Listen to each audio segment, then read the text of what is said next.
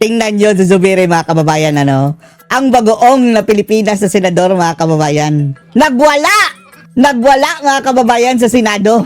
Galit na galit habang nagpe-privilege speech mga kababayan si Senator Amy Marcos tungkol sa pinaplanong charter change nitong mga bagoong Pilipinas mga kababayan. Galit na galit eh. Na-offend daw siya mga kababayan. If I know, nagalit sila mga kababayan dahil binuking ni Amy itong kanilang plano. Tingnan nyo, nagsasalita pa si Amy. Balak sugurin mga kababayan. Tapos, pag ganyan-ganyan. Parang walang manners, no? Dapat na itong sampahan ng ethics complaint mga kababayan, no? Ayan, nakatayo siya. Nagmumura. Nagpuputak mga kababayan. Habang nag-i-speech si Senator Amy Marcos. Kung ano sinabi ni Marcos, ay kinagalit ito si Zubiri. Narito po ha. Madam President, a privilege speech or a question of personal and collective privilege? Personal and collective privilege. Because we have yet to dispense with, proceed to the reference of this. If it's a question of privilege, we will Yes. accede, Madam President. Yes, I rise on a matter of Proceed. The good lady senator has indicated that she's rising on a matter of personal and collective privilege. We recognize once again Senator Amy Marcos. Ito ang maganda mga kababayan kung hawak na nila ang majority dahil mauuna silang magsalita mga kababayan eh. Hindi kagaya dati na nasa minority sila mga kababayan na kung pagsasalitain man sila, in case papayagan, doon na! Sa patapos na mga kababayan, wala na si Alisa na mga senador. Eto, andyan sila lahat. Makikinig mga kababayan. Thank you very much. Magandang hapon po, Madam President. Madam President. Our Minority Leader, the ladies and gentlemen of the Senate, I rise to... Pro tempore si mga kababayan si Ligarda. So kung mayroon pang ginagawa si Cayetano mga kababayan na Senate President, mayroon siyang busy pa siya. Pwede si Ligarda muna ang preside. Today on a matter of personal and collective privilege to address a pressing issue of utmost national importance. For far too long, our Filipino people have been left uncertain, confused, deliberately... Ito ang kinagalit ni Hindi lang si Zubiri, kundi ang bagoong Pilipinas, yung 11 mga kababayan na Itbulaga. Kept in the dark regarding the true intentions behind the continuing and increasingly belligerent efforts to amend the new Senate leadership and worse, to amend the Constitution. Ayan. The Filipino people deserve clarity. The Filipino people deserve honesty, and above all, the Filipino people deserve at least the truth. Ayan. Madam President, today I will not rely solely on my own words. I will present before this chamber a short video containing documentation, footage, and statements directly connected to the ongoing efforts toward term extension. Term extension, importante ito mga kababayan na mabulgar. Ngayon pa lang na pinaplano pa nila mga kababayan. Para mapigilan natin habang maaga pa. Kaya galit na galit sila mga kababayan. Dahil ayaw nilang ipabuking baka mabulilyaso ang kanilang plano, nilabangag na term extension. And charter change. Charter change. With your permission, therefore, may we now direct the technical team to play the video presentation. Ayan, i-play mo. Bakit nagpalit ng liderato sa Senado? May I be allowed to humbly move to declare all seats vacant, Mr. President? With 13 affirmative votes, 10 negative votes, and 1 abstention, the positions in all the positions in the Senate is hereby declared vacant. Vacant. Bakit ito nilusog? NBI. Bakit patuloy ang pananakot? Si Daryl Yap ang nag-produce nito mga kababayan. Nag-direct. Obvious na obvious, hindi isa-isa ang majority. Bakit may panggigipit? Pinakakasuhan ng ombudsman si Senator. Ayan. Marcoleta na plunder na agad. Bribery. Bakit may Tapos walang walang sa side mga kababayan ng minority, mga senador ni Lacson ang nakasuhan. Yan na lang ang isipin ninyo. Bakit wala? pambabaluktot ng kwento? Nililito nila ang publiko. Ang kainan ay naganap alas 4 ng hapon. Ang barilan alas 7. Pinagmamalaki nilang may nangangamusta. Si Camille Villar ang unang nag-update. Saka sila nagsi-reply. Last convo, 4 p.m. Next chat, 10 p.m. Bakit may demolition job? Bakit may bakit hindi matanggap? Habang piniplay ito mga kababayan, sa cellphone video na nakita doon, nagwawala na si Zubiri. Maraming bakit. At narito ang mga sagot. Dahil, Katotohanan. Wasakin muna natin ang kasinungalingan. yan, wasakin yan! I, Alan Peter Shram Cayetana, having been elected to the position of Senate President, Hindi nagpalit ng liderato para sa impeachment. Hindi totoo ang pinapakalat ng mga nabulaga. Nabulaga! Nabulaga! Medyo nagkabulagaan, umami, no? Ang impeachment ay labanan ng numero. Hindi ang mga Duterte aligned ang dapat mangamba, kundi ang mga sa umpisa pa lang ay may hatol na. Oh. Sabi sir ng ibang mga kritiko, itong Senate leadership shake-up ay tungkol lang daw sa impeachment. Lahat na i-connect. As I told you, may 12 kami. Si Bato is 13. So kahit nawala naman siya, ang pinag-uusapan dito is whether or not you will be able to get 16 votes. Hindi siya pagmumulan ng 16 votes. Wala siya doon eh.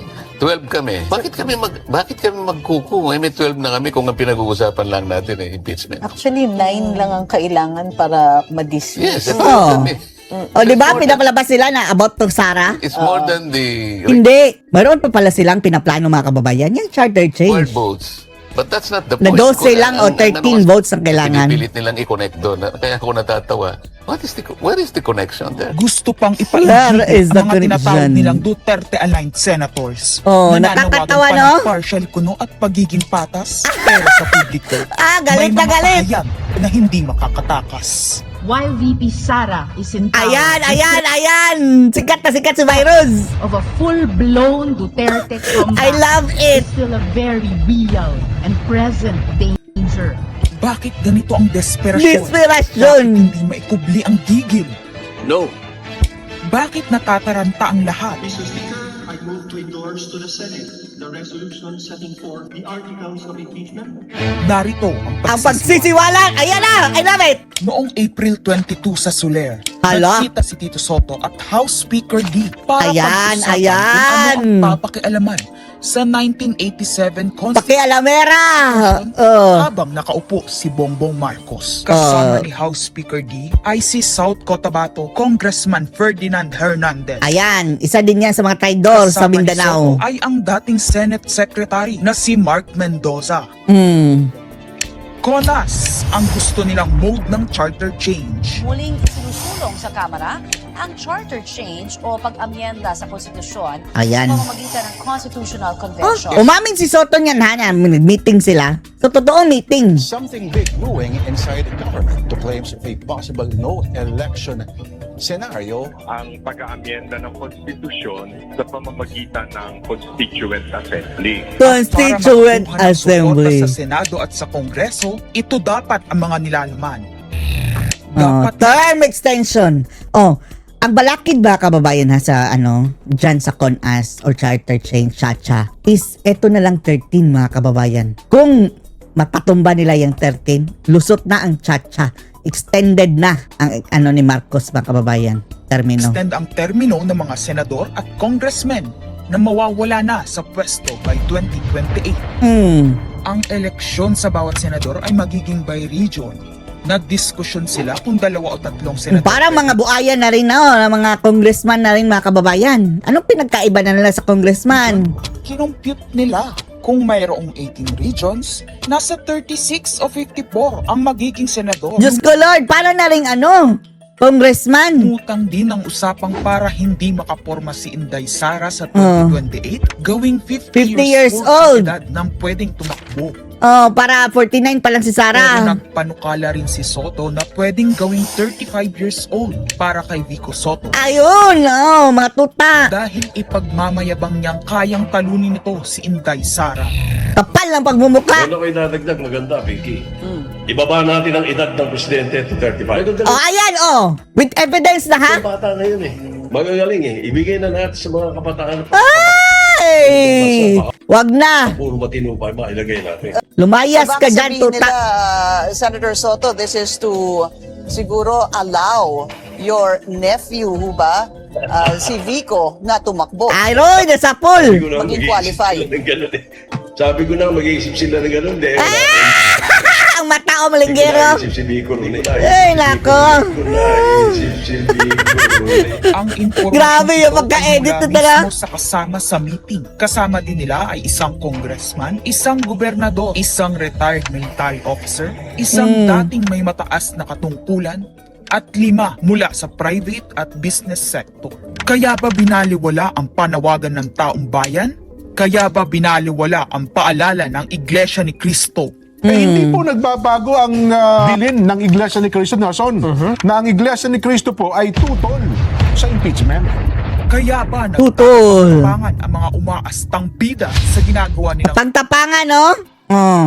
tunay na drama? Kaya ba nila sinasabing hindi sila natatakot sa eleksyon ay dahil alam Wala nila nang eleksyon! walang eleksyon na magaganap Hindi po kami natatakot sa susunod na eleksyon. at ang boto sa impeachment ay refleksyon ng boto sa pagsira sa 1987 Constitution. Pabor ang karamihan sa mga pagbabago sa saligang batas, Nanggagalaitin na sa galit, mga kababayan dito. lalo na sa usaping ekonomiya. Ngunit kung papakialaman ng iilan ang konstitusyon para maghari-hari Ang kapal ang pagmumuka, hari-harian. Oh, mayroon pang ano, mga kababayan, oh? konstitusyon Mayroong para picture ni Marcos, oh? maghari-harian Oh, at very good, Amy Marcos. Oh, ilaglag mo yung anong bangag mong kapatid na para sabi sa mo. sariling kapakinabangan, makapwesto ng matagal o mailuklok ang May kamag-anak. luglug! Humanda kayo sa galit ng bayan. Humanda kayo! Ang pagpapalit ng liderato sa Senado ay hindi kakaiba. Ito ay nakabase sa prioridad at gusto ng mga senador. Bumabahana ng ebidensya laban kina Bongbong Marcos, Oh! Liza Marcos, Lisa Marcos! Sandro Marcos, Sandro Marcos! at Marvin Romualdez. Martin! Nang may bayag sa Blue Ribbon Committee. Oh, walang bayag si Lacson. Ouch, ang sakit naman. Babae nga daw eh, hindi daw siya bakla. Babae ako. Nangako na sa mga korap na mambabatas ang perang malilikom sa 2027. 2028 national budget. Dapat pigilan. 2028. Alam natin, that's the election budget. And it was assured to the congressman, this will also be Good job, Amy. on-ash budget. Grabe ito, all out war na ito kay Amy, no? Malaking sindikato ang pamahalaan. Sinusuportahan ito ng mga dating kalaban, mga tinulungang manalo noong nakaraang eleksyon, mga may Ayan. gamit sa nagdaang administrasyon. Ayan, Lahat Dilima, sila Trillanes. kasama ng pinakamalaking troll farms at Oh, inabahagi troll farms, no? Oh. ng mainstream media ay pinagagana ng dalawang bagay. Pera galing sa korupsyon, galit sa mga Duterte. Mahalagang liderato ng Senado para sa mga korap at nakasandal sa mga buwaya ng kapangyarihan. Mga buhaya na Ngunit mas kapangyarihan. mahalaga ito sa mga naninindigan na ang Senado ay bantayog ng konstitusyon na hindi dapat tinatakot, sinusuhulan at iniipit upang maging tau-tauhan. Maaaring Bulaga 11. Grade 11 versus Bulaga 11. Senado. Maaaring kanya-kanyang bersyon ng kwento. Wala nang pakialam kung ano ang totoo. Isa itong indikasyon na gumagana ang demokrasya. Kailangan lang maalala ng bawat senador na kahit sila ay may kapangyarihan, hindi dapat nila malimutan magpakatao. Oh, pakahayop sila eh, napakabuhaya pa. Kaya ng lahat ng problema, pinakamababang halaga ng piso sa kasaysayan. Ang ating bansa. Mataas na bilihin at gasolina. Kawalan ng trabaho. Halos wala nang makain. Nagpapakamatay na mga magsasaka. Ang inuuna ay politika. Politika ang inuuna.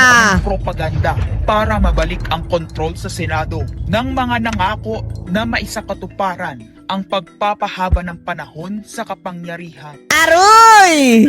Yung mga nandoon sa meeting na yon at pabubulaanan yung aking sinabi, then sasabihin ko kung sino ang nagsiwalat sa amin. Kasi magugulantang ang buong bansa. Siniwalat ko kung sino yung nagsabi sa amin. Palaka! Impeachment, Ayan. Ito na. Grabe presentation ni Amy. Tagos hanggang buto. no election, term extend. Ito ang inaatupag ng ilang mambabatas na nagiging mambubutas ng Mambubutas. ng taong bayan. Inuuna ito kesa gutom, trabaho, kalusugan, kabuhayan. Gusto nilang pahabain ang paghihirap ng Pilipino. Gusto ata nilang gumapang ang bayan sa dusa. Gaya ng paggapang ng mga buhaya sa kaban ng bayan. Buaya. Ginang Pangulo, hindi ko inaakalang aabot sa punto ng buhay ko na ako, isang Marcos, magtatanggol ng 1987 Constitution Napuri Aquino. sa ligang batas na isinulat laban sa aming pamilya. Pero sa huling pagbisita ko sa libingan ng mga bayani sa puntod ng aking ama, pinaalala ako ng mga katagang nakasulat sa kanyang himlayan, Pilipino. At bilang Pilipino, bilang isang lingkod bayan, bilang isang kaisa-isang anak ni Ferdinand Marcos na may lakas ng loob na tuminig para sa ating bansa, dapat protektahan natin ang saligang batas ng Pilipinas. Nitong mga nakaraang linggo, hindi lang ako basta Pilipino, hindi lang ako basta senador, naging reporter pa at vlogger dahil walang mag-cover sa totoong nangyayari. Talaga. Oh, hawak na lahat eh. Bayad na lahat eh. Maleta na lahat. Pero napakaraming nagko-cover up sa mga Cover up. Kung meron nakakaalam sa galit ng bayan pagdating sa pagpapahaba ng poder sa kapangyarihan, nasa unahan na ako ng listahan. Hindi ako makakapayag na walang maisabuhay sa mga aral ng kasaysayan. Noong naharang natin ang PI na yan, People's Initiative. Noong Enero 2024, hindi naman sila tumigil. Noong 12 ng Agosto 2025, unang inihayag ni Bongbong Marcos, Bangag! ang ating Pangulo, na hindi niya tutulan ang isang Constitutional Convention o CONCON upang ayusin umano ang mga butas sa saligang batas. Butas. Ayan mga kababayan, puwet nga na butas. Kasunod Barado. pahiwatig ng Kongreso na sumusuporta nito. Pagsapit ng Nobyembre, nung nakaraang taon din, Kapatid na yan mismo na Bulgar mga kababayan ha? naghain na si Congressman Ronaldo Puno at mga miyembro ng NUP, National Unity Party, ng House Bill 5870, naglalayong magpatawag ng Constitutional Convention Oh, ayan na. Mayroon na palang House Bill. Bakit mo di-deny sila mga kababayan? upang magmungkahi ng mga amyenda sa konstitusyon. Noong ika-30 ng Enero 2026, nagpahayag naman si dating Senate President Soto ng suporta sa pagtalakay ng mga amyenda sa konstitusyon matapos ang desisyon ng Korte Suprema kaugnay ng impeachment laban kay VP Sara Duterte. Agad itong ikinatuwa ng tropang NUP na tuwa na. sabing mahalaga ang kooperasyon ng Senado upang maisulong Ang kapal ng pagmumukha, no? Grabe, no? Gayon Kapal ng naman, face. Noong ika-31 ng Enero 2026, sumagot ang Malacanang, hindi raw prioridad ang charter change o Ay, nako, lokohin yung mga ulol nyo. Ano ang Pangulo sa mga isyong pang-ekonomiya. Bakit nagpa-file kayo ng mga panukalong gatas na ganyan kung hindi yan prioridad? Isang pahayag na inilabas matapos magpahayag ng suporta si SP Soto noon sa pag-amyenda ng konstitusyon. Sa gitna ng debateng ito, naghain nung ika-7 ng Pebrero 2026 yung dating ARTA Rabindranath Kilala ng isang radikal na panukala. Buwagin ang Senado, pati na rin ang Kongreso at Ayan. lahat ng lokal na sanggunian. Grabe, no? Ng isang National Legislative Assembly, maari umanong makatipid ng hanggang 1 trilyon Makatipid, Diyos ko Lord! Hanggat andyan si Bangag, walang tipid-tipid. taon. Nung nakaraang buwan, formal din hinikayat ni Congressman Puno at ng NUP ang liderato ng Kamara na simulan ng pakikipag-usap sa Senado hinggil sa charter change sa pamamagitan ng Constitutional Convention. Ginamit pa nila ang pagiging bukas ni SP Soto sa Constitutional Amendment bilang oportunidad para sa koordinasyon ng dalawang kapulungan. Sa huli, nung ika-14 ng Mayo 2026, mariing itinanggi ng Malacanang ang akusasyon ni Senate President Alan Peter Cayetano na sinusubukan ng palasyo pahinain ang Senado. Binigyan diin ng palasyo na hindi pinag-uusapan ng Chacha at inulit ang Deny to the pananaw ng max. Pangulo na hindi ang pag-amyenda ng saligang batas ang sagot sa kasalukuyang problema ng bansa. Ngunit hindi ito ang nangyayari sa labas ng palasyo. Double Ang speak Noel eh. at term Double speak. extension ay buhay na buhay sa mga patay na patay sa kapangyarihan. Patay na patay sa kapangyarihan. Ika-20, ika-20 Kongreso, maraming panukalang naglalayong baguhin ang konstitusyon. Mula sa Buhay na buhay sa mga patay na 68 patay. si Congressman Abante O, ayan. Itong mga hindi nanalo mga kababayan, mga elected. susulong ng CONCON hanggang sa resolution of both houses number 1 ni Congressman Garbin. Sinundan pa ng resolution of both houses number 2, naglalaman ng mungkahing ibaba sa 35 anyos ang minimum age requirement ng presidente. Para si ano, ang tuta, ang ano ng tuta.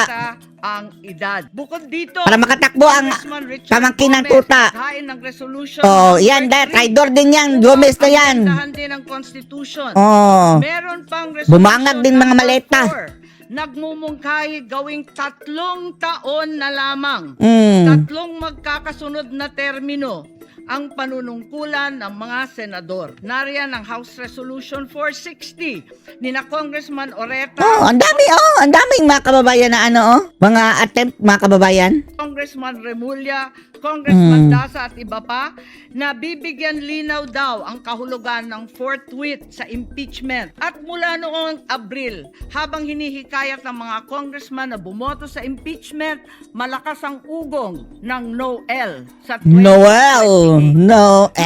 Na rin ang mga Noel. term extension ang Ayan. mga congressman at madadagdagan ng 3 taon na mananatiling nakaupo sa pwesto hanggang 2031. Ganon din, 2028. Ganon din ang mga senador, pati ang Pangulo.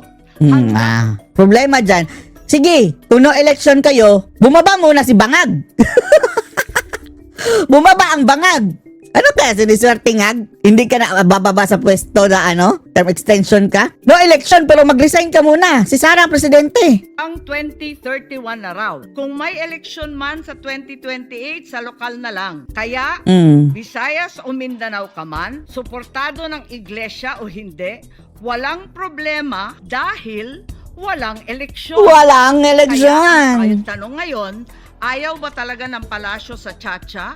O kunwari lang? O talaga bang wala ng respeto sa Pangulo? Bukod kay Lito Bangag yan Canayo, napakarami kong sources patungkol sa mga meeting na naganap para sa isinusulong na Constituent Assembly o CONAS. Mga kalipunan ng mga politikong hindi nananalo sa mga matataas na posisyon, inaambisyon nila. Kung hindi kayang manalo sa boto, baguhin na lang ang konstitusyon. Aroy. Noon naman, hindi ako naging hadlang sa pagbabago. Kumpara lamang sa ekonomiya at ikagiginhawa ng buhay ng Pilipino. Pero magagaling ang mga buwaya.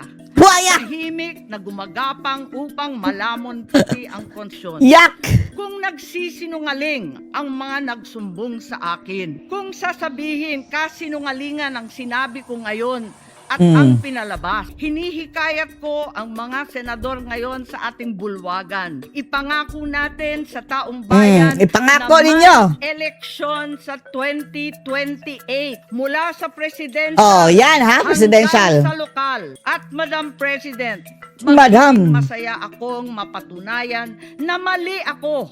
Dahil ibig sabihin nun, mananalo ang tama. In the interest Ayun. of time and that this chamber may proceed with its scheduled legislative business, I will not entertain any interpellations at this juncture and would rather allow the fact in the video as well as confronting this nation to resonate fully with this chamber and the Filipino. Ayan, si mga kababayan, nagantihan si Ting Lacson. Ginawa din niya ni Lacson nag-privilege speech tapos ayaw magpa-interpolate. I urge this body to look deeply into what we have witnessed today, act with vigilance, courage, and fidelity to the Constitution we swore to defend. Maraming salamat po. Thank you! Good job. May good job. Grabe, galit na galit sila. Team Bulaga. Inquisitorial at accusatorial. Kasi tinuturo po sa law school yan. Ang sistema natin, accusatorial. I accuse you, sumagot ka, magtalo tayo sa piskal, pagpalagay ko may probable cause, kasuhan kita. That's accusatorial. Yun ang demokrasya natin. Ang inquisitorial, sikreto, one way, parang ex parte, no? Ex parte, no? Na mag-imbestiga sila, which is what they did. They admitted na secret yung proceedings nila. Sa kanila legal yun. Sa atin hindi. So if they say na we afforded ba to due process kasi nag-imbestiga kami, iba po yung meaning ng imbestiga sa kanila kasi one way. Dito two way. Pero ang binabangga kasi nila doon sa Article 59 ng Rome Statute, yung R8 9851 sa Section 17. Kasi bakit daw natin sinusunod yung Rome Statute, wala na nga tayo doon. So, ito sa 9851 ng RA is sa Section 17, pwede isuko nandun. Hindi. Ganito kasi yan, sir. Trinace namin yan when RA 9851 was passed in Congress in 2009. And we found out that in February and in March of 2009, there was a deliberation. Marami yung iba-ibang senador, but let's fast track. During the deliberation of Senator Ligarda as well as Senator Gordon, there was a question, how would we implement surrender mechanism? Would RA 9851 be enough? According to Senator Gordon, no, that's not enough. Okay? There has to be a law that would provide more teeth to the provisions of surrender. So meaning, it is not self-executing. And I will prove you why. Because Sections 17 states of two mechanisms, surrender or extradition. Extradition, we have a law, PD 1069. As to how to, law is not enough. There must be rules of procedure. There is a rule of procedure promulgated by the Supreme Court. Alam natin kung saan i-file, RTC. Alam natin kung sino ang mag-file, DFA through DOJ. Alam natin yan. That is provided in a rules of... Sa surrender, meron ba? Wala. Why? Because we did not, according to the deliberations in the Senate, we did not copy Part 9 of the Rome Statute, which is the cooperation mechanisms. So therefore, the cooperation mechanisms of surrender under the Rome Statute, hindi natin kinopya. It is up for us to provide the procedural mechanism, pero hindi natin ginawa. All constitutional democracies, be it Italy, United Kingdom, France, Belgium, all provided their own procedural mechanism as to how to implement surrender. We are the only most unique country which would allow our own national to be surrendered right away without going through courts. We should, their jurisprudence, we have. In Italy, for instance, El Masri, the El Masri Nassim case, he was a Libyan in 2002, arrested via an ICC warrant. What did Italy do? Even if he was a Libyan, Italy entertained his petition, deliberated upon it, and it was found out that his rights were not respected. He was released, but eventually deported to Libya. Ivory Coast, dalawa lang ha, because there are 21 other cases. Dalawa lang, Ivory Coast, the Simon Gbagbo case. Also, there was a foreign warrant of arrest. What did Ivory Coast? They insisted, the Ivory Coast courts gave him his day in court and decided, we will not surrender it to the ICC. Did ICC protest? No. Because in their own rules of procedure, in their own statute, they will respect the national choice. Pero there's an counter-argument of a lawyer. Sabi niya, yung surrender is already the procedure. Kasi wala na daw parang, kaya nakalagay naman na daw dun, surrender. So definitely surrender. Ito, kasaysayan na lang, kasaysayan. Madalas po, di ba, may treaty, may tratado sa global community. Yung parang nagkakasundo sila na, ayaw na natin sa war crimes, ha? Parang ganyan, no? And then, yung mga bansa, after, gagawa ng batas para isakatuparan yung gusto ng treaty. Okay, yun po yung karaniwan. Baliktad ang nangyari dito, ha? Ang nangyari dito, noong 2010, nauna yung 9851. Wala pa tayo sa treaty, hindi pa natin na-ratify. Pero aware na sila sa treaty. So, ibig sabihin, ginawa yung 9851 independently sa Rome Statute. Ginawa, bakit ginawa? Kasi, gusto ng Kongreso at Senado, ng Congress as a whole noon, na gawing krimen ang crimes against humanity, war crimes, aggression, genocide. No? So, naging crime na siya dito. Bakit? Kasi dati hindi.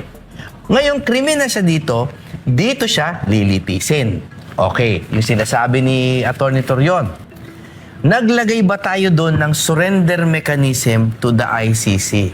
Sabi nga nila, Senator Gordon, hindi nga. Unang-una, wala pa tayo doon sa treaty. Nung time na yon. Ba't tayo gagawa ng surrender mechanism to a treaty na hindi pa natin niraratipika? Yun po yung pinaka-basic po. Sana po nakukuha ninyo yung explanation. That the sequence matters. No? Bakit nila sasabihin na pwede na surrender to the ICC? Eh, hindi pa nga kami ICC noon. Sino may kasalanan at bakit wala pa yung procedural mechanism? Hindi siya kasalanan eh. I think it is clear legislative intent na dito litisin. Meron pong clear legislative intent.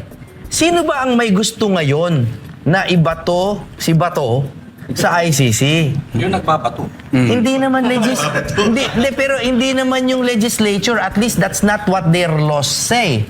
Their laws do not say that. It's the executive na gusto ibato si Bato. As a matter of fact, sir, if they just read the transcript of the minutes of the meeting, parang awa nyo na. RA 9851 was enacted to fortify, strengthen our criminal laws, such that any violation of crimes against humanity, war crimes, genocide can be tried here. That is the purpose of that law. O isang basic ha, meron yung sinasabi namin na sa mga criminal law books, criminal law 1, yung nullum crimen, nulla pena sine lege. Ang ibig sabihin nun, there is no crime if there is no law criminalizing it. Ibig sabihin, banat bay, kaya ka lang makukulong pag may pinatay ka. Kasi nakalagay sa RPC na bawal ang murder tsaka homicide. Kung wala yun, hindi ka pwede ikulong. Kahit masama pa yan sa religion mo o whatever, there has to be a law that criminalizes it. At dati, ang genocide, ang crimes against humanity, etc., yung 4 na core crimes sa ICC, hindi krimen dito. Ginawang krimen dito. Doon sa 9851. Sa 1951. Para i-trial dito. Para i-try dito. Yan ang purpose ng RA 9851. Kaya walang surrender doon. Kasi, ang nakalagay doon, dito. Tsaka, okay, sabi nila, surrender. Okay. Pag magdakip ka kasi ng tao, constitutionally, daan talaga yan sa korte. Because you are depriving liberty. Hindi po pwede na ang executive department lang ang mag-determine. Dictatorship yan, dictatorship yan. The Bill of Rights was specifically enshrined, no, in order to protect us from government excesses. Kaya nga sinasabi ko, between a leviathan of governmental power and the individual lies a shield, and that shield is the Bill of Rights. And what is my further basis? Treaty law. If you look at the International Covenant on Civil and Political Rights, Article 9 thereof, in cases of arrest, we are a signatory to that in 1986. And we have to follow that. In cases of arrest in whatever jurisdiction, that person arrested has to have a judicial recourse. Not only that, Articles 8 and 9 of the Universal Declaration of Human Rights, of which we are likewise a party, mandates judicial recourse also. So our basis is not only the Rome Statute. We do not even recognize it. Our basis is the Constitution, treaty law, customary international law. Kaya nga, sa aking palagay, kung maging open lang yung mind natin at mangyayari yan sa kanila. Yung nagsabi na the law does not distinguish. Judge daw, any judge, it contemplates a foreign judge. Tingnan natin kung may Chinese warrant of arrest. Tapos, ikiha siya, especially yung tao na nag-demean kay yung leader. Yung nag-drawing ng karton. Okay. Ipatrial natin yan. Pa-issuehan natin ang warrant of arrest doon sa China. Tapos, i-implement natin dito. Sabi ninyo probable cause can be determined by any judge. I-implement dito. Tingnan natin kung papayag ba sila. That cannot happen simply because of the fact that when you involve deprivation of liberty, that constitutionally belongs to the judiciary, and judiciary, in accordance with Ho versus People, the determination of probable cause for purposes of warrant of arrest can only be determined personally by the judge, and that power is non-delegable. Hindi pwede matransfer yan maski sino. That is likewise the case of Salazar versus Achacoso. So we likewise have jurisprudence on our side. Constitution, jurisprudence, treaty law, customary international law. Pero itong, kasi ang medyo nagiging problema ngayon, yung batas na ginawa ng legislative branch, ini-execute ng executive branch na medyo sumasablay. I know, hindi ko sure kung kaya nyo sagutin to, but do you think it's about time for the Supreme Court to come in and say, this is how to interpret that law? With utmost due respect, I refuse to do that because I am an officer of the court. Siguro ito na lang. Yes, sir. You are confident na sa Monday mag-decide ang korte in your favor. Hindi pa kasi they already decided 9-6. What we are just awaiting TRO is yun, sa TRO pa lang yun. What we are awaiting on Monday would just be the written order na. So written order, we would know already the details, Written order ng TRO. Oh is what yes, he written means. order on the TRO issue. Yung hindi pa ito main case ha. Yung sa provisional remedy pa lang. So makikita na namin, ma-study na namin ni Jimmy, mga associates ko, yung mga rason bakit na-deny yung aming TRO. Kasi po, yung sinasabi ni Attorney Bobet kanina, across all constitutional democracies, ni isang bansa, wala po yung executive matik pwedeng Matic. I like the word. na matik Executive lang. matic. No? Walang ganon. Kasi kahit gaano ka makapangyarihan, basta constitutional democracy, we're not talking about the other forms of government, ha? Sa demokrasya, dadaan pa rin. Kahit si Trump ka pa na ganon kalakas, idaan mo sa korte yan. What the administration and its supporters are proposing now is a very dangerous idea, which is bibigyan ng kapangyarihan ang executive magpatapon ng kahit sino, hindi dadaan sa judicial review. Can you imagine the consequences? And look at the absurdity. Kapag ikaw, Banat Bay, may kinasuhan ka dito, may gusto kang padampot, o kaya kahit gobyerno may gustong padampot, based on a local charge, kunyari drugs, dadaan pa sa piskal yan, di ba? May preliminary investigation, di ba?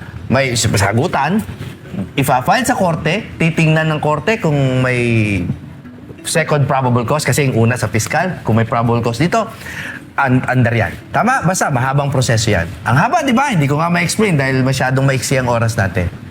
Pero kapag sa ICC, walang ganun.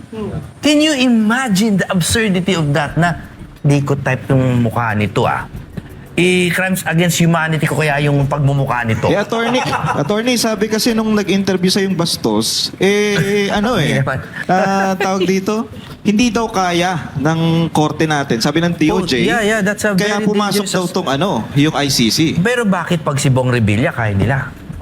Bakit kapag sila Pangulo, sila Enrile dati, kaya nila? Di ba? Sila Jinggoy, kinasuhan nila.